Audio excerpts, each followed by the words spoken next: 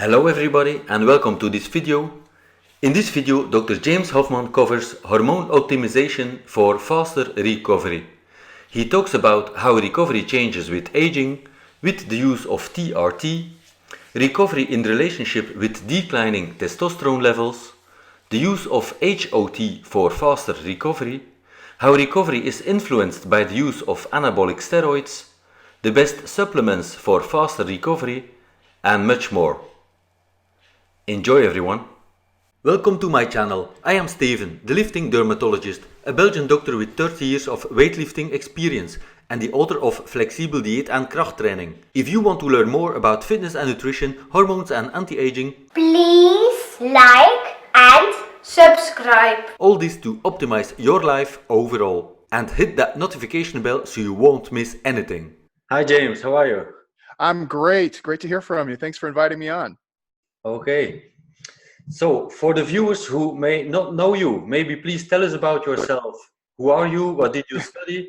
How did you get into resistance training? And how come your recovery became your thing especially?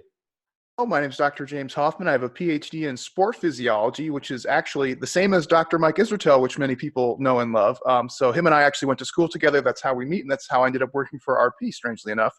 And I have been involved in sports my whole life. I've played rugby, American football, I wrestled, I've been involved in combat sports, I've coached for a long time. So I've always been involved in sports, and training and exercise physiology has just always been kind of a central part of my life. And so we had been working at RP for several years. Mike and I were professors in Philadelphia, USA, at Temple University, and things were going well, but we kept getting all these like strange questions where people would be like, "Hey guys, what do you think of ice baths and compression sleeves and stuff like that?" And I had dabbled in that stuff a little bit previously, just because my advisor, when I was doing my PhD at university, was a big recovery guy. So I had kind of followed some of his work and I had looked into it, and people were asking these like kind of silly to us it was silly, where people were like, "Man, ice bath," and we're kind of like, "Yeah, but what are you doing in your life? Are you getting enough sleep? Is your training going really well? Are you doing good with your nutrition? Are you doing like the big ticket items? Are you doing those things well?" And they're like, "No, I have a completely shitty lifestyle." I'm like, "What? Then the compression sleeves and the ice baths don't matter, right?" And so we kept getting a lot of these kind of questions, and then we said, "You know what? Why don't we just put this out there in an easy to understand way?" And so that's kind of how the recovery book started spawning. And we ended up having a lot to say about a lot of different things, like the training volume landmarks and a whole bunch of other things. So then we ended up writing the volume landmarks book while we were writing the recovery book, and that just became its own thing. So whoa, that was a crazy sound. Did you hear that? Yeah, it was a motorbike passing in the street. Terrible. Oh, okay. I was like, whoa, what was that? So that's how that all came about. And we were trying to put some of these ideas into kind of quantifiable and very applicable ideas for people, instead of wasting their time on things that are kind of like minutia or maybe not all that powerful or just don't have big effect sizes or practical implications. We said, can we kind of guide people and say, like, here's the things that really matter. Here's the things that you should probably be spending most of your time focusing on.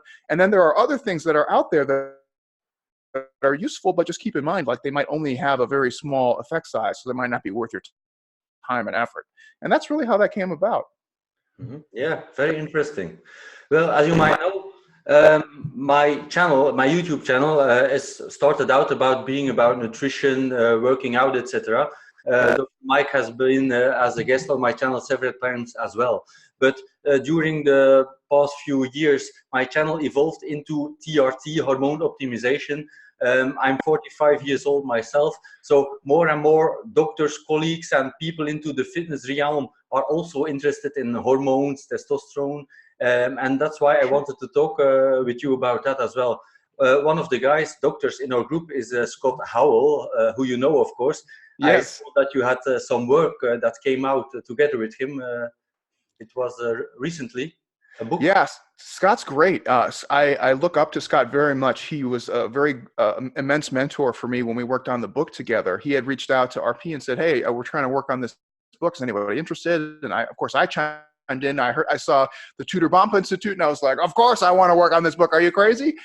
So I was very fortunate that they let me into their world. And Scott's been just an amazing guy and a huge mentor for me going forward professionally and working on some of these projects. And yeah, we worked on a book called Integrated Periodization, which was like how to combine training, nutrition, psychology, and we even incorporated some recovery stuff into there for sport performance, and it came out really awesome. Yeah, he showed that to me, the book. I will read it when I get my hands on it. So Cool. we go Thank you. before we go into hormones, etc., and aging. Maybe just in general, how do I recover from weight training in general before we start talking about aging and hormones? Yeah, for sure. So our big thing with the recovery book and some of the stuff we've done since then was just trying to illustrate a couple big choke points, right? So there's tons of stuff that you can do. What are some of the ones that are at least limiting in terms of what are things that are really going to hold up your progress going forward on weight training, right?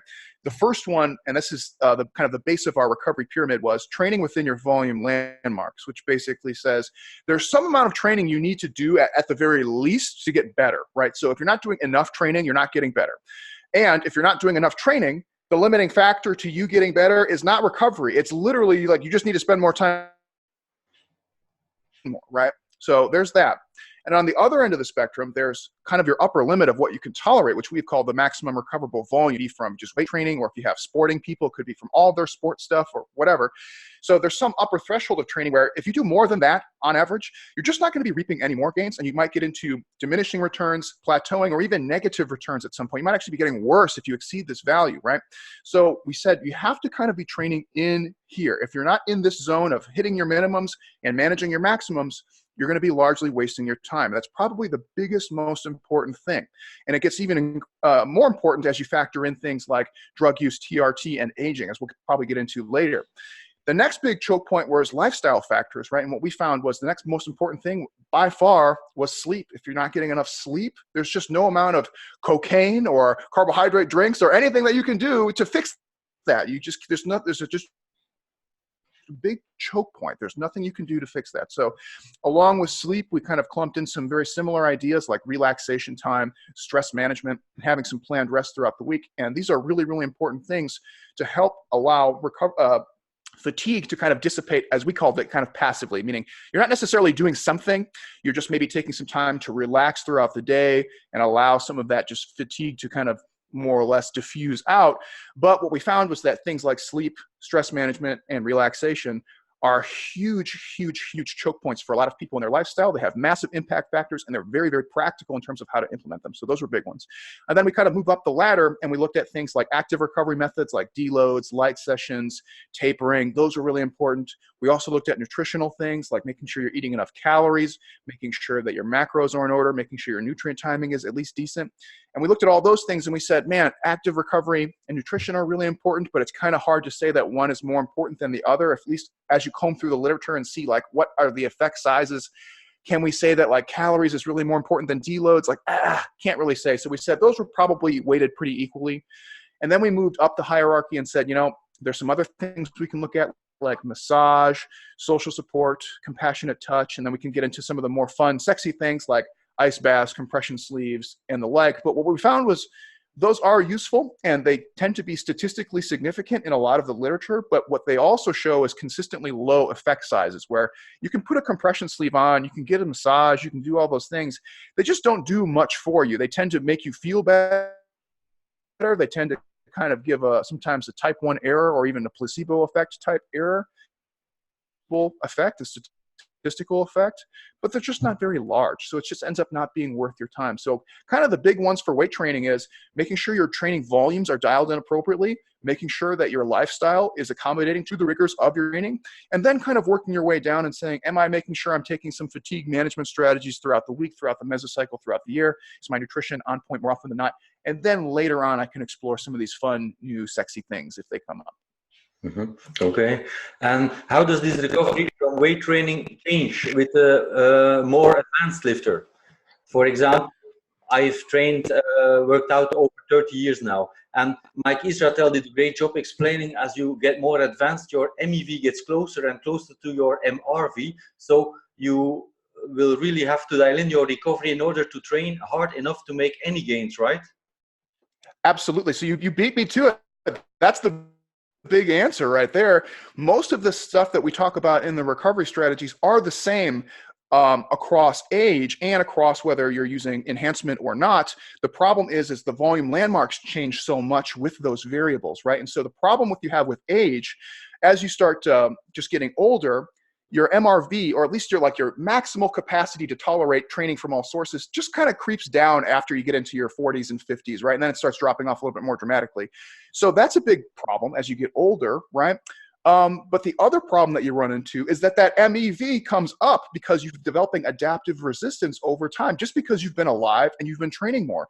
And unfortunately, what we see with time is as that window closes, as MEV goes down and MRV goes down and MEV goes up, at some point they become the same and actually cross over, right? And at that point, either due to age or suboptimal conditions, it becomes impossible to keep making progress, and eventually we start deconditioning. So we're kind of battling those two things at the same time. The more you train, right? You're battling the natural decrease in MRV with age and the natural increase in MEV with training age, essentially. So it becomes a little bit more challenging. And what we find sometimes with advanced athletes, we're talking like MEVs here, MRVs right here. You're doing just enough to make some progress, but you really can't do any more at that point. And that's when things like hormone optimization and drug use can become increasingly beneficial for people who are really trying to reach their maximum potential, whether it's fitness or sport or any of the above. Exactly, and I'm afraid that's exactly where I am at the moment. It's impossible to make any more gains. I train very hard, very intensive, but yeah, I can't get my weight up anymore. I reached my genetic potential, of course. So, good problem to have, because that means you've been training and you've been making progress, but now you've hit that wall where it's like, now what do I do? Yeah, well, a few years ago, I had some low testosterone symptoms, and that's when I got in contact with all the other doctors and looked into hormone optimization. That's how I got into that world myself. So explain to us, what's the relationship between recovery and declining testosterone levels? Yeah, so declining testosterone can absolutely be a problem. It plays a huge direct role, especially for men in particular, right, where we tend to have lots of testosterone. And once that starts going away, we can really start to feel more tangible effects of it. And so one of the things that we notice right off the bat is our MRV kind of goes down as a result of just having low testosterone, which, unlike age-related, right, where we just see like our maximal ability to go down, we can start to see kind of our like sub-maximal ability start to go down as well. So we see a huge shift down in our volume, our MRV-related volume landmarks, right? The problem is our MEVs and stuff don't really change either. So now we see this problem where we kind of have squashed a lot of our volume landmarks windows, and we're just not able to make a ton of progress. Another thing that can happen too as a result of low testosterone is like the frequency in which we can train. So essentially the recovery time course takes longer, and we're not able to train quite as frequently. That can be on the muscular level, right, where our muscles just aren't recovering very fast. And more notably, in my opinion, is in the joints, where we just notice that our joints kind of recover a little bit more on the slow side to begin with. With low testosterone, sometimes that can be even more exaggerated, and now we can start to feel the effects of like wear and tear type injuries, or we can start to see acute injuries happening more often. It just becomes a real big pain in the ass, to be honest. And so that's where something like TRT and hormone therapy can become really useful. When you reintroduce testosterone, or back, maybe we should say, maybe elevate to appropriate levels or even higher than normal levels, right? We get this really cool effect where it actually drives the minimum effective volume of training down, which is a cool, unique effect of hormone optimization, right? So in that sense, what that means is to make minimum progress, you have to do less than you were doing before, which is pretty cool. So for, let's say you determined your MEV on your quad training was maybe 20 sets per week. We said, okay, I did two sessions, 10 sets per session. It's about 20 sets per week. Now you go on TRT, and after several months of therapy, you might find that your MEV is down to like 12 sets per week. And that might be just doing 6 sets per 2 sessions. But what also happens, which is kind of a unique feature, is, again, that idea of training timeline, recovery timeline, and frequency. And so now when you introduce something like TRT, you actually might be able to train a little bit more frequently, which indirectly opens up how much training you can do per week, more so than normal. So instead of training quads 2 times per week and maybe doing, between 6 to 10 sets per session, you might actually be able to train quads 3 to 4 times per week and have smaller doses per session, which add up to bigger weekly weekly volumes, which generally means more fitness and more growth.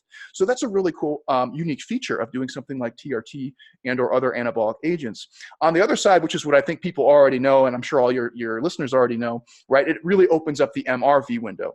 And so why that's notable is because now you have to do less training to get the minimum effect, and you can tolerate even more training than you could before, which means now you can actually train in your mesocycles for much longer stretches on periods of time before deloading. So if you had to deload once every 5 weeks, now you introduce TRT, you might be able to train more frequently, expand your weekly volumes, and on top of that, you might be able to go for 5 or 6 weeks of training before actually needing a deload, which is a unique feature. That means throughout the year, throughout your training mesocycles and annual plans and whatnot, you're spending less time doing fatigue management and doing more gains throughout the year. So it's really this like 1, 2, 3 punch of great features that are really, really useful.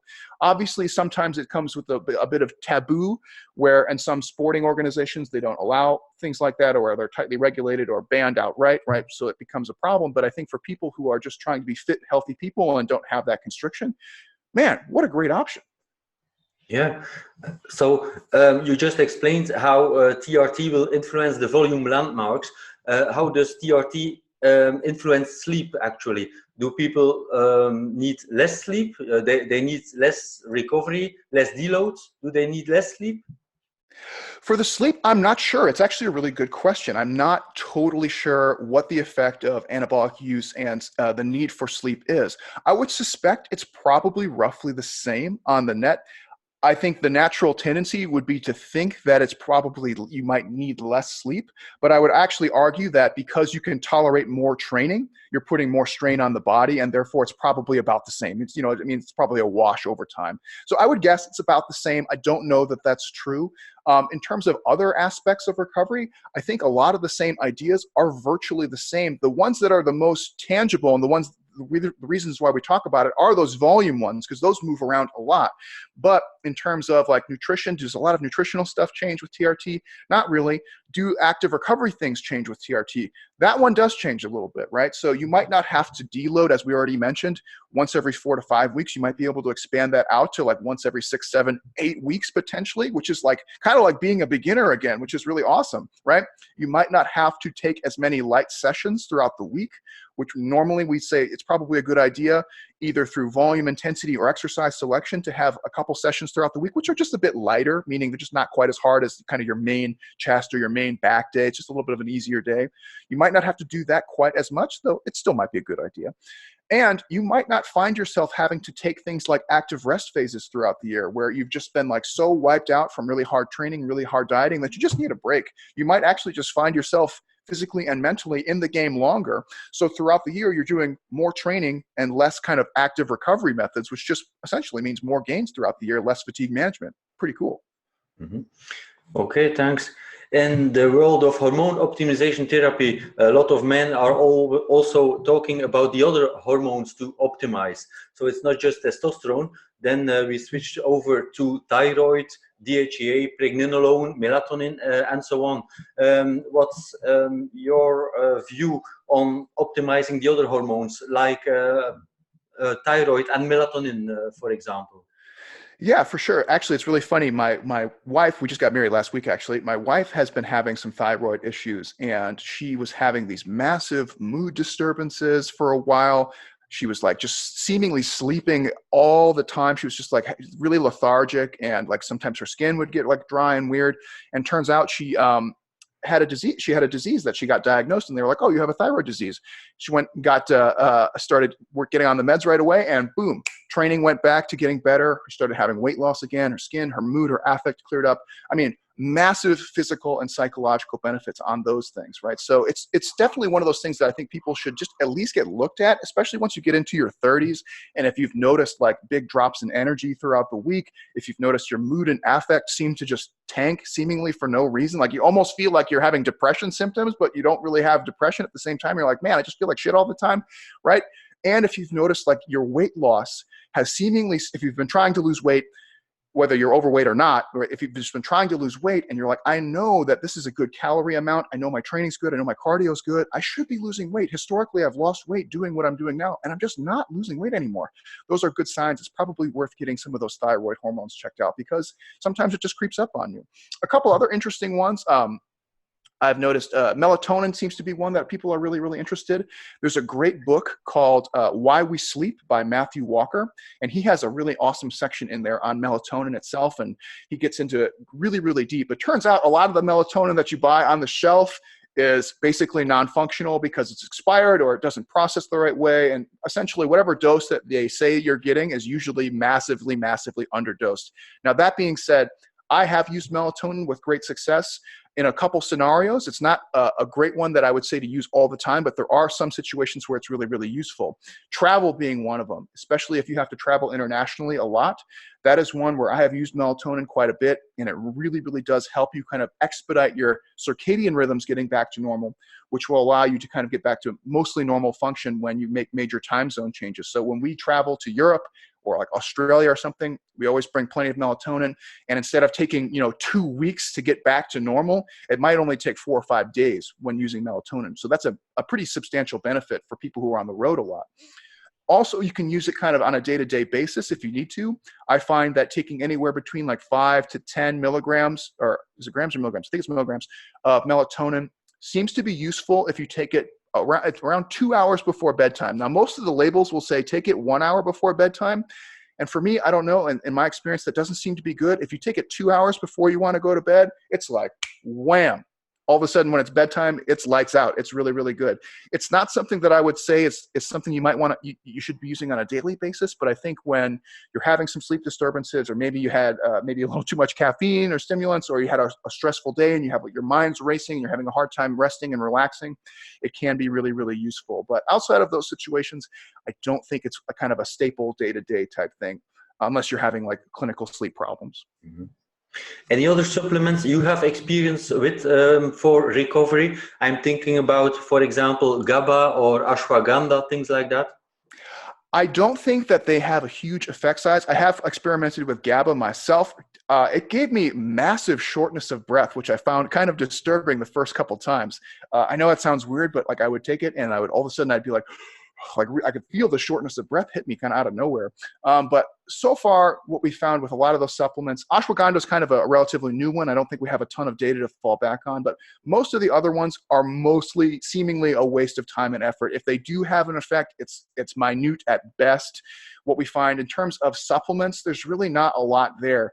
The kind of gold standard ones that we use for nutritional practices, things like whey protein, carbohydrate supplements, stimulants, if you like to use stimulants. That's not a good one for recovery per se, but it's good for training. Casein protein, stuff like that, creatine, those basically would fall into this category of like useful supplements, but they're not particularly useful in the context of enhancing recovery. They're just good kind of general nutritional training type practices. So really we haven't found anything that I think is really efficacious. The problem that a lot of people run into is they want like a recovery drink or a recovery pill or something that's going to help them a lot. And it ends up just being a wash when you compare it to something like calories, right? If you are chronically under eating, there's no way that anything over the counter is going to fix that. Being in a hypocaloric state is devastating in terms of, I don't want to say devastating like you're going to die, but it really does hamper your recovery adaptive abilities on both ends. So it's just one of those things, like you can look at these, though I see these all the time, especially in like a CrossFit community in the United States. There's like these little recovery drinks, and you look at it, it's got no calories. It's just got a bunch of vitamins and minerals in there, no protein, no carbs, nothing. And it's like, how does this promote recovery? This doesn't promote recovery in any meaningful way. You can take a multivitamin and get the same effect. And, anything that's not like carbs, protein, calories at that point, mostly just wasting our time, I think. Mm-hmm. Okay, thanks. I think you covered most about TRT, other way of eating, sleeping, training. You answered all that. So let's move a bit to the supraphysiological levels of testosterone. And then we're talking anabolic steroids, of course.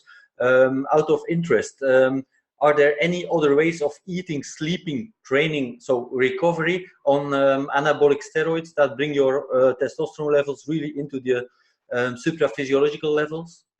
No, so I think when you have an enhanced athlete, so somebody who is using things beyond TRT, right, maybe taking exogenous testosterone, growth hormone, any of that stuff, right, the same ideas apply. So that was kind of the challenge that we had when making the recovery book. Was our first idea was like, should we do this like an enhanced version and a non-enhanced version? And then Mike and I went back and forth for a little while, and we said, you know what, we should do it in a way that applies to everybody, and then be able to explain how these things change under enhanced conditions. And luckily we were able to do that. And so what we find is like the nutrition stuff, for the most part, mostly the same. Can an enhanced athlete maybe get away with eating slightly less protein than a non-enhanced athlete? Yes, but that's like a really minute difference, right? Otherwise, most nutritional practices are virtually the same, right? What about things like active recovery? Can the enhanced athlete take a few less deloads, take a few less light sessions and active rest periods throughout the year? Yeah, but we already covered that, and it's mostly the same. Those practices are still valuable. You just don't need them as much. The big difference is really when it becomes with the enhanced athlete is the volume landmarks, right? And that's really the only one that's worth talking about, because everything else is the same. And I think this is going to maybe get a little silly, but I think there are some other areas, like when you're talking about relaxation and stress management, and I know you already know this, people respond very differently to anabolics. And some people, if you put them on exogenous test or even something like tren, right, their ability to stress manage or relax is significantly impaired, right? So you might find that although we still pay lip service to those things, we say you should still relax, you still do stress management, you might find that that is more challenging for the enhanced athlete, because of some people can have negative psychological effects under those conditions, right? And that's, I don't want to say it's normal, but it's common knowledge. It seems that some people respond that way. And that's like the whole roid rage thing nonsense. It just means that some people get a little bit more testy, some people get a little more anxious, some people get a little bit more confrontational, right? And they have to be aware of that and know that although you are probably having really great training right now, your psychological state is something that we do have to manage as well. So it's the same strategies, but maybe we put a little bit more emphasis on some of those depending on individual response. So if you have somebody, they start an anabolics regimen, and you notice that they are reporting that they have this like crippling anxiety all the time, right? Where they're just unusually just anxious, and they're like, oh, this person's not texting me, or I'm not getting emails, or I think this person's mad at me, or whatever, right? It might be one of those things like, we were doing a good job with everything in terms of sleep and training and all those things. Maybe it's time to put a little more priority on things like relaxation, because your psychological state is now not so good. We might also look at things like social support and say like, are we using a good social support network to manage your stress and manage your anxiety, right? Is that something that you have in your life? Can we introduce that in your life if you don't have it already? And just having worked with some advanced and enhanced athletes, it's something where a lot of the times they're kind of, they might have a coach, but they're mostly on their own just training. You introduce some people, whether it's a coach, friends, family, therapist, get them back involved in their life, and they're able to manage some of those things a little bit better than they were before on their own. So same ideas for the most part. When we have an enhanced athlete, the volume is really the big ticket item that we're managing, and the frequency. And if you're doing strength training, like actual strength training, like powerlifting, weightlifting, strongman type stuff, then we can manage the intensity a little bit as well. But for the most part, our passive, active, nutrition, all those recovery modalities stay the same, and we might put a little bit more emphasis on some depending on individual response. Okay. What I found intriguing is when an athlete is really enhanced, I guess he can get away with less training to grow. So should he train less and use that time to recover more easily? Maybe not. So what's interesting is that means in the beginning of a mesocycle. So for example, let's say we have an athlete and they're going to be doing a muscle gaining block of training for the next, 4 months or so, right? When they start each individual mesocycle, what that means is they can basically do much, much less training to get the same kind of growth that they were doing with more training before. So what that means is we want to start them low and keep building them up closer to their MRV over a longer period of time. So the idea a lot of times is people say, oh, well, I'm enhanced now, I can just do more, right? So I'm going to start off doing a lot more. And so I'm just going to, hit the ground running and try and get as much sets as I can from week one as far as I can. That's not a terrible strategy in terms of work ethic and trying to get a lot of gains, right? The problem is you have to satisfy the progressive component of the overload principle, which means as you train, that training has to continually get harder and harder and harder over time. So if you start halfway up, the hardest you can go, there's just not a lot of room for you to go anywhere, right? And so you might find that you still have to deload after 3 or 4 weeks, which is what you were kind of doing before, right? Whereas if you start lower, where your new enhanced MEV is, which is much lower than before, now you can come to the gym and the first couple workouts you do during week 1 are relatively easy, but now you can actually train and continue making growth gains for 6 weeks at a time instead of 3 weeks at a time. So it's kind of a hard pill to swallow for people in our community, because they want to train hard generally. They think, I need to be in the gym busting my balls to get all the gains, right? The reality is, with the enhanced athlete, your starting point is lower, but your ending point is higher, and the amount of time you can go is longer, right? So we don't want to jump the gun and say, you're enhanced now, you should be doing more. It's like, yeah, you're going to be doing more, but not quite yet. We're going to start you lower and build you up longer as we go. So more gains, more growth throughout the year. Okay, great answer. Thanks. One last question, James. What about cardiovascular training? Where does that come into the recovery picture? I guess doing a lot of cardiovascular training is not really ideal for recovery, right? Yeah. So there's kind of two conflicting ideas that we're managing with cardiovascular training. On the one hand, like being in good cardio shape can actually enhance your ability to like recover in between sets during exercise. It can provide some acute recovery benefits, but it does come at the cost of how much time you're spending doing weight training and stuff like that. The other thing that we have to manage, is that cardiovascular training tends to have more of a central fatiguing effect. So it does have a local fatigue in terms of like, if you run, does it affect your legs and your calves? Yes, absolutely, right? But the problem is that it tends to have more of a systemic fatigue effect, where if you do a lot of cardio, it really starts to put a cap on how much systemic fatigue you can tolerate. Whereas weight training doesn't quite do that as badly, unless you're just doing tons and tons of squats and deadlifts all the time. So if you have somebody who's really trying to be like a more of a physique type athlete, maybe they're not competing in physique sport, but they mostly want to look good naked, like be buff, be lean, right? Some amount of cardio is good for your health. Some amount is pretty good just for having good like work capacity and day-to-day recovery in the gym. But I mean, we're talking about pretty low amounts, maybe like 2 times 15-minute, incline walking per week, something like that. I mean, that's nothing. You might even do that walking your dog already, something like that. So we're talking like pretty abysmally low amounts of cardio. More than that, and when we start actually doing cardiovascular training, like you're starting to actually train your cardiovascular system, like overload training, it will really start to eat into how much weight training your body can tolerate at the central kind of systemic level. So that becomes more of an issue. Now, when you have like a team sport athlete, something like many people plays like soccer, football, rugby, that's just part of the game, right? You have to be cardiovascularly fit, you have to be strong and powerful, and you're managing both of those things at the same time, right? If you don't have to manage those things, usually we say do enough cardio that it's promoting health outcomes, right? It's helping lower your blood pressure, it's helping lower your resting heart rate, you don't feel winded doing basic activities of daily living, and then really try and get in as much weight training as you can to build or maintain as much muscle mass as you can.